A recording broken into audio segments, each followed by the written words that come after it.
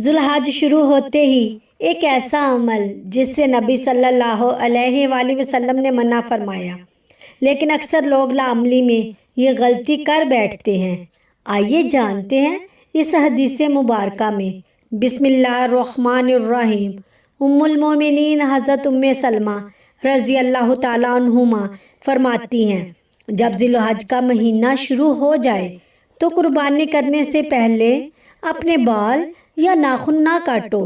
اس حدیث میں ہمیں اللہ اور اس کے رسول صلی اللہ علیہ وآلہ وسلم کی اطاعت کا درس ملتا ہے۔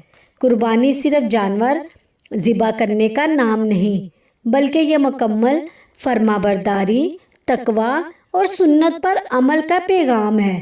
جو شخص قربانی کرنے والا ہو وہ ذوالحج کے شروع ہوتے ہی اپنے بال اور ناخن نہ کاٹ کر نبی صلی اللہ علیہ وآلہ وسلم کی سنت پر عمل کرتا ہے اور اللہ کی رضا حاصل کرنے کی کوشش کرتا ہے۔ یہ عمل ہمیں یاد دلاتا ہے کہ مسلمان اپنی خواہشات سے بڑھ کر اللہ کے حکم کو اہمیت دیتا ہے۔